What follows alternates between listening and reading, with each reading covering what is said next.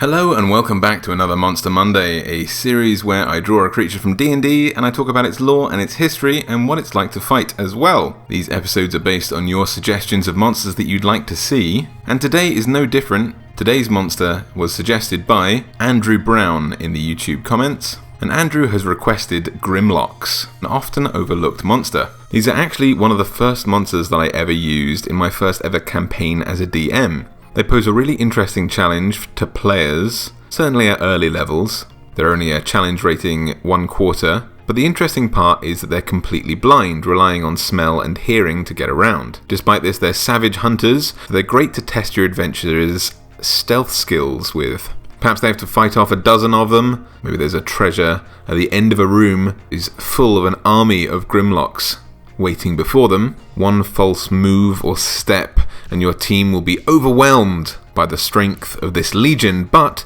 if they can hold their breath and they can move on their tiptoes, then they'll get through completely unharmed. So what are Grimlocks? They're another monster, just like last week's Bullywugs, that were first introduced through the Fiend Folio in 1981, and they were invented by Albie Fior, who is a well-known board game designer, newspaper editor, and crossword compiler for The Guardian here in the UK. Guardian crossword puzzle is quite famous in the UK because we're a hugely exciting nation and things like that thrill us to no end. They were inspired by H.G. Wells's 1895 story The Time Machine, which happens to be one of my all-time favourite stories ever. In this story, the protagonist, who's only ever referred to as the Time Traveller, travels to the distant future and sees humanity's evolution into two distinct species. The first being the Eloi, almost elven, kind of fae-like, nature-loving, peaceful people who are so cared for naturally, the planet just looks after them, that they have given up on creativity and have really short attention spans. They can't hold their attention on anything, work, create, invent, and so on. And the other species are the Morlocks, subterranean, nightmarish beings whose minds have regressed to a primal level and who capture wandering Eloi to feast on them cannibalistically. It's good to know that H.G. Wells had such faith in us as a society. But then I suppose we have invented the Kardashians, mumble rap, dabbing, and we each own a pocket-sized computer that's connected to a repository of all known human knowledge and achievements, and we use it to show each other pictures of cats. So we're potentially worse than he's feared. Anyway, in the same vein as Morlocks, Grimlocks were once humans. Centuries ago, when humans were first exploring their world, many sought refuge underground, which caught the eyes of the enormous Illithid Empire, the Mind Flayer Empire, who craved slaves and power above all other things. Using their psychic powers, these Mind Flayers poisoned the leaders and priests of these primitive human tribes, so they would spread their word as gospel and convince these humans to serve the Illithids and their empire. The humans were taught the foul cannibalistic practices that the Illithids enjoyed, and they worshipped the Mind Flayers as gods. These humans, the act of eating brains, like their Illithid masters, was like a holy ritual and saw them devour each other, leaving only the most depraved humans left to survive. For many decades, these cults served their masters until the Illithid Empire eventually collapsed. But by this point, it was already too late for these humans, or I suppose what was once a human. A combination of their bizarre rituals and time spent in the dark had changed them. Over the many hundreds of years that would follow, they would evolve further, adapting to the dark. Their eyes would become smaller and smaller and more useless until they were nothing but concave dents in their skulls. Their noses and ears would grow and warp to pick up even the faintest sounds and smells. Their minds regressed and they embraced their new lives as savage hunters in the dark, often travelling above ground to abduct wandering adventurers to offer as slaves for their now long gone masters. But instead, they would end up eating them as an offering or a sacrifice in hopes of their return of their gods. Grimlocks worship the Mind Flayers to this day and will always aid them unquestioningly if they can. Now the drawing here is going to be quite different from the Monster Manual version of the Grimlock, and I've never really been too fond of their appearance in D&D. They're usually depicted as medium-sized, sort of ogre-like beings with greyish skin and pointy elf-like ears. They have fluffy eyebrows and lots of hair. And I love the whole no eyes, only sockets thing, but I can't help but think that there are potentially cooler ways of showing how a horrible and savage species of humans might evolve and adapt to become hunters in the darkness, without having to rely on their eyes. I wanted to look at the animal kingdom and see how other species have adapted to the dark and potentially toxic places of the earth underground. So, firstly, I thought to look at the ears. Grimlocks primarily rely on their hearing and smell to get around.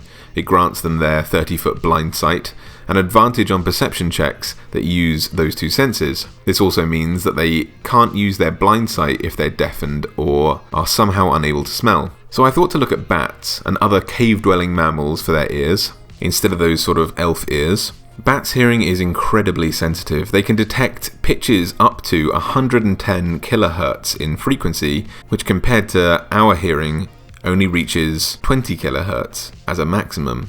They can even use this to echolocate, sending out clicks and squeaks in very, very high pitches and all sorts of other noises into the empty void of night, and they listen back for shifts in vibration and pitch and tone when these sound waves bounce back to them after hitting a surface. They can use this to pinpoint things as precisely as vision, often maybe even more so, hearing when moths are mid-flight and catching them. It's like finding a needle in a haystack instantly, only the haystack is the entire night sky. And this sounds like a great way to make Grimlocks really, really creepy, making them echolocate like the clickers in The Last of Us. Maybe your adventurers are alone in the dark and they can only see so far and they hear this kind of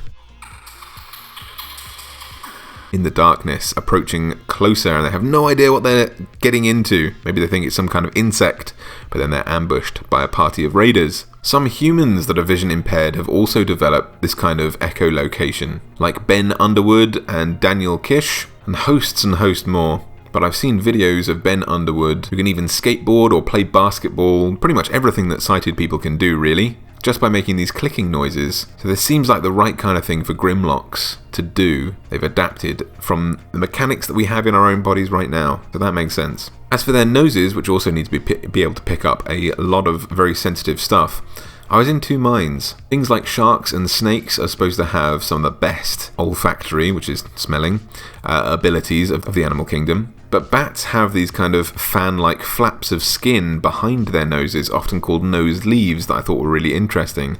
And they're believed to allow bats to better detect their prey.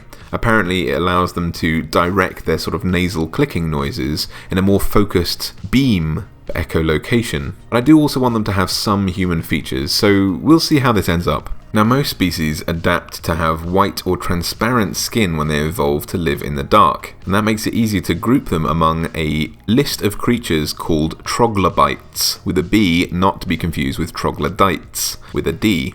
These are a cluster of species that are uniquely adapted for underground habitats, and some of the common features are having slow metabolisms, little to no eyesight, and no pigment in their skin.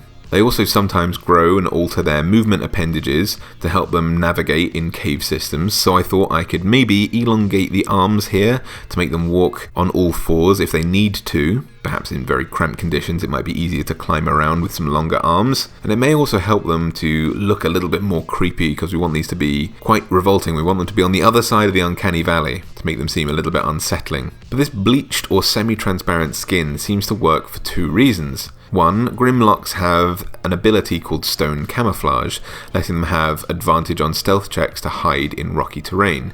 So this may aid them in not being seen quite as easily in the dark. But secondly, most creatures adapt in this way when light is not a threat to them. We and most other creatures on the surface, on the crust, have many, many thick layers of skin, lots of which protect us from the massive nuclear furnace we orbit, whose rays could easily fry us to a crisp. But in the dark, underground or in the deep of the sea, where the sun's light can't reach, more and more creatures don't have this protective layer. They don't need a natural block from sunlight. They tend to cast off their pigment in favour of looking like horrifying jelly ghosts. So that's what I went for. Now, Grimlocks aren't sort of stupid creatures. They aren't so primal and savage as to be without a culture and without practices. We know, for example, that they still worship the Mind Flayers, and they were once humans, so they should have a tribal system, they should have a religious system. They can craft things and make things out of the things that they find in the dark. They won't have much of a mind for aesthetics, but perhaps for textures. So I thought to dress this guy in some plates and some pieces of bone. Their only attack is a spiked bone club, which deals 1d4 plus 3 bludgeoning damage plus an extra 1d4 piercing damage from all these extra spikes and shards of material all over it. We know that they're smart enough to know languages. They know Undercommon, living deep in the Underdark, and they are mindful hunters. And although savage, they're likely to use kind of pack tactics and guerrilla tactics, making full advantage of the fact that they know their enemies probably won't be able to see in the dark. They pose a really good challenge for players. Anyway guys, this was the Grimlock, or Grimlocks. I had great fun adapting this creature to how I kind of pictured it in my mind, so thank you for indulging me as I had a little experiment with the drawing here. If you have a creature that you'd like to see me draw, please make sure to leave it down in the comments below. I'll add it to the to draw list if it's not already on there. And if you enjoyed this video, please make sure to leave it a little like, a little thumbs up down below.